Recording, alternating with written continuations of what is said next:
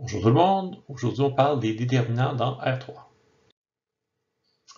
Donc, par définition, le déterminant de la base ordonnée UVW, noté delta UVW, est égal au volume du parallélépipède engendré par UV et W, affecté d'un signe positif si la base est d'orientation positive, ou affecté d'un signe négatif si la base est d'orientation négative. On parle de volume orienté. Si la suite ordonnée n'est pas une base, alors son déterminant est nul. Maintenant, on va regarder les propriétés des déterminants. Ça ressemble beaucoup aux propriétés des déterminants dans R2. Donc, déterminant de la base IJK, on regarde le parallélépipède engendré. Il s'agit d'un cube, comme ceci. Et donc, son volume est 1. Ça respecte la règle de la main droite. Donc, c'est plus 1. Si j'ai deux des trois vecteurs qui sont parallèles, alors le parallélépipède est dégénéré. Si on veut, il est écrasé complètement dans un plan. Et donc, son volume est nul.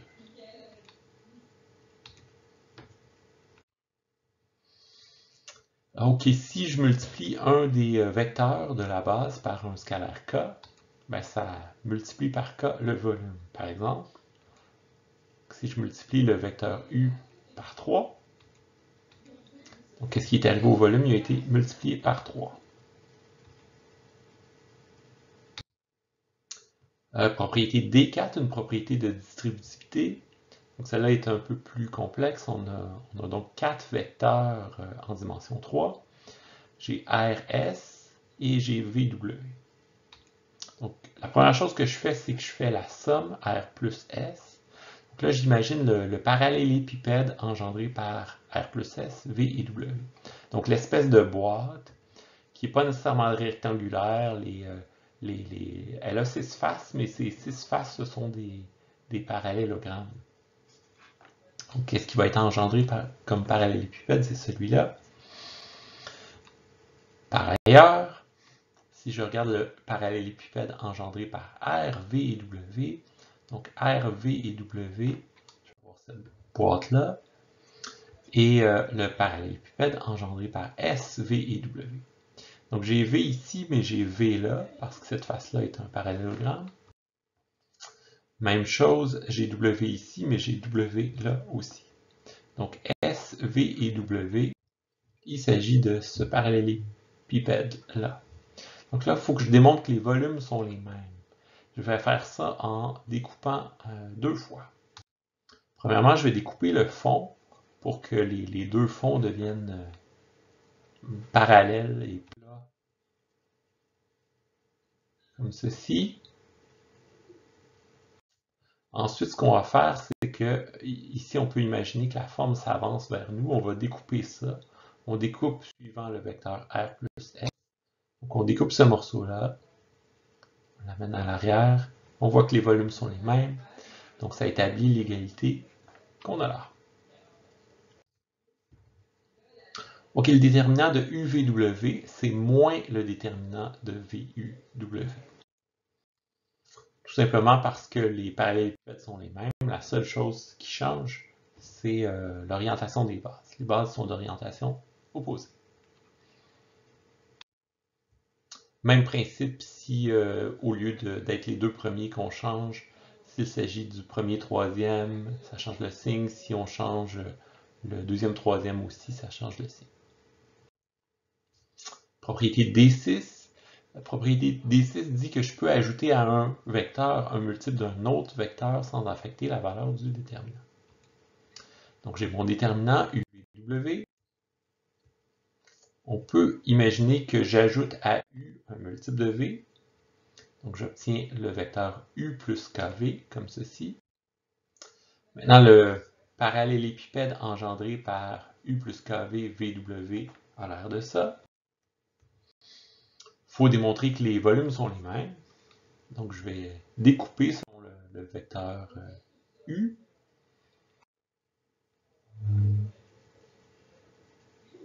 Je viens boucher mon trou si on veut. On voit que les formes sont les mêmes, donc les volumes sont les mêmes. Et donc ça établit l'égalité en D6. Toutes ces propriétés algébriques-là vont nous permettre de trouver une formule pour calculer un déterminant dans R3. Donc la formule, c'est celle-là qu'on va démontrer. Donc j'ai la première ligne, le premier vecteur qui est ABC, le deuxième vecteur qui est DEF, troisième vecteur qui est GHI. Donc ça, c'est un déterminant de 3 vecteurs dans R3. Ce qui est écrit à droite, on a 3 déterminants dans R2. Donc ça peut paraître bizarre et, comment je dirais, difficile de saisir la logique, mais il y a une logique très précise, je vous l'explique. Donc ABC, il s'agit de la première ligne. OK? Première chose. Deuxième chose, les signes alternent. Donc plus A moins B plus C. OK? Donc les coefficients, c'est la première ligne. Deuxièmement, les signes alternent. Troisièmement, à chaque coefficient, on lui associe ce qu'on trouve quand on enlève sa ligne et sa colonne. Quand j'enlève la ligne et la colonne, je trouve EFHI, donc exactement ça. Pour B, si j'enlève sa ligne et sa colonne, il me reste DFGI, donc DFGI. Pour C, si j'enlève sa ligne et sa colonne, il me reste DEGH. Donc DEGH. Ça, c'est le truc pour se souvenir de cette formule-là. Faut savoir aussi que donc cette formule-là, elle donne bel et bien un scalaire, un nombre réel qui peut être positif ou négatif. Puis dernière chose que je pourrais dire, c'est un exemple de ce qu'on appelle une formule récursive. Donc un déterminant, pour calculer le déterminant 3 par 3, il faut calculer 3 déterminants 2 par 2. Un peu plus tard, on va voir les déterminants 4 par 4, 5 par 5, etc. Puis on va avoir une autre formule de récurrence semblable à celle-là. Donc, il nous reste à démontrer cette formule-là. Fait que ce déterminant-là, il est formé de 3 vecteurs, AI, BJ, CK, DI, EJ, FK, GI, HJ, IK. Et puis ensuite, on va appliquer la distributivité. Donc, si on distribue tout ça, je vais avoir 3 fois 3 fois 3, donc 27 termes. Mais de ces 27 termes-là, il y en a seulement 6 qui seront non nuls. Donc, par exemple, ce terme-là va être nul. AI, DI, HJ. Donc, si je prends 2 fois le même vecteur, là, quand je développe, au fond, c'est comme si je choisissais à chaque fois un terme. Donc, je peux en choisir 3 ici, je peux en choisir 3 là, je peux en choisir 3 là. Mais dès que j'en choisis 2 fois le même, enfin, si je choisis le I ici, puis le I là, ben, c'est sûr que ça va me donner un terme qui est nul. Donc, aussi bien ne pas le mettre. Il m'en reste 6, ce sont les 6 permutations de IJK, autrement dit. Donc, c'est ça, j'ai 3 possibilités pour le premier terme. Ensuite, il me reste 2 possibilités pour le deuxième terme. Je ne choisis pas la même chose que le premier. Puis ensuite, le troisième terme, je choisis la composante qui n'a pas été prise. Donc, ça me fait 6 termes. OK, donc voici les 6 termes qui sont non nuls. Pour chacun de ces termes-là, on peut mettre en évidence les coefficients.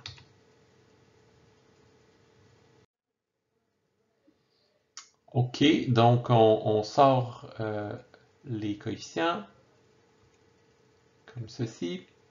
Ensuite, il me reste mes 6 déterminants. Chacun de ces déterminants-là, il suffit de permuter les vecteurs pour savoir si on se retrouve avec un signe positif ou négatif. Donc ici, pour ce terme-là, on permute K et J, on retrouve IJK, et donc ça change le signe. Ici, on permute d'abord K et I, puis ensuite J et I, on se retrouve avec IJK, on a permuté 2 fois, donc le signe est inchangé. Ici, on permute J et I, on change une fois le signe, ça devient négatif. Ici, on permute d'abord K et I, ensuite K et J, on permute 2 fois, donc ça reste positif. Ici, on permute K et I, donc ça change le signe. Donc ça nous donne ceci. Maintenant, dans les 6 termes, j'ai seulement le déterminant IJK. Je connais la valeur du déterminant de IJK. Ça donne 1. Donc il me reste ces 6 termes-là. Okay, les deux premiers ont un facteur A, les deux suivants ont un facteur moins B, et les deux derniers ont un facteur C. Dans chacun des cas, je mets le facteur en évidence.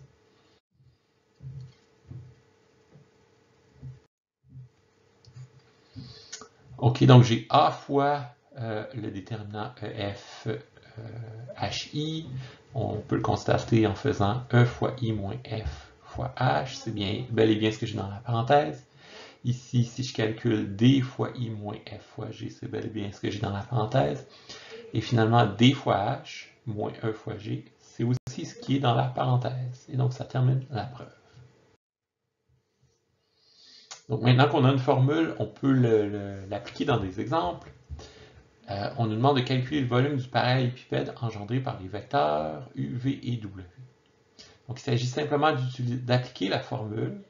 Donc, j'ai mon vecteur U sur la première ligne, V sur la deuxième, W sur la troisième.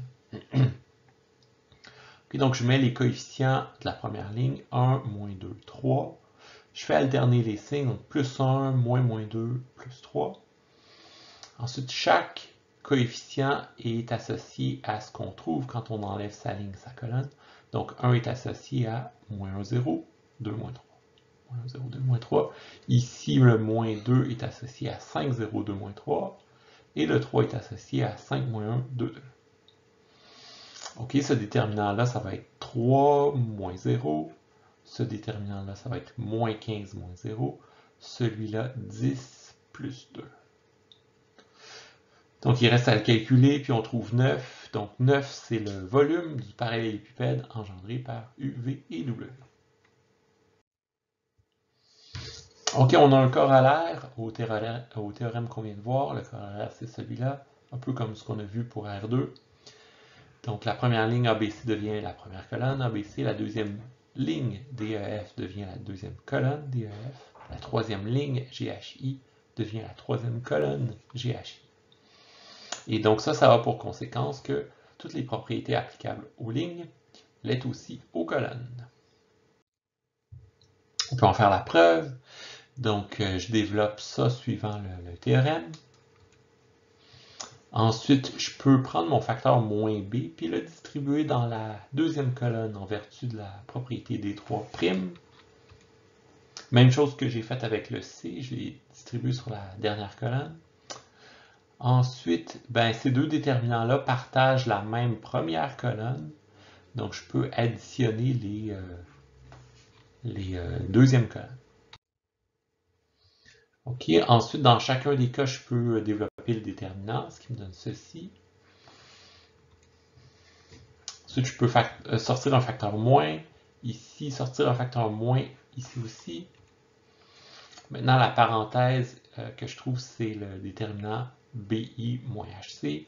Ici, je trouve BF moins EC. Et maintenant, ce que j'ai ici, c'est le déterminant dont la première ligne est A, D, G. Maintenant, si j'enlève la colonne et la ligne de A, j'obtiens EH, FI.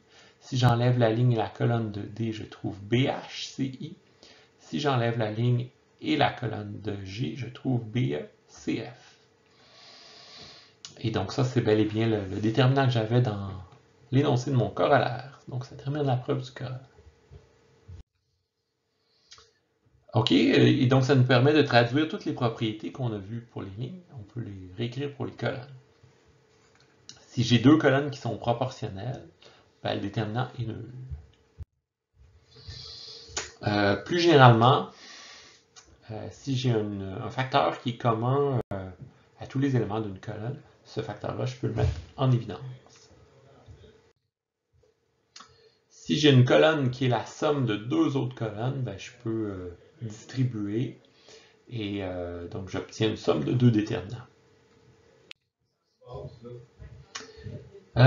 Si je permute deux colonnes, je change le signe du déterminant. Donc la première colonne ADG devient la deuxième colonne ADG, la première colonne BEH devient la première colonne BEH, etc. pour les autres paires de colonnes. Je peux ajouter à une colonne un multiple d'une autre colonne sans affecter la valeur du déterminant. Ok, c'est un exemple. J'ai trois vecteurs et je cherche à déterminer s'ils sont coplanaires, autrement dit s'ils sont linéairement dépendants. Donc je prends mes trois vecteurs, je les mets dans un déterminant 3 par 3, puis je calcule le déterminant. Donc je développe selon la première ligne avec les facteurs 1, moins 2, 3, les déterminants 2 par 2 associés. Je développe ces déterminants-là, je calcule ça, je trouve moins 18, ce n'est pas égal à 0.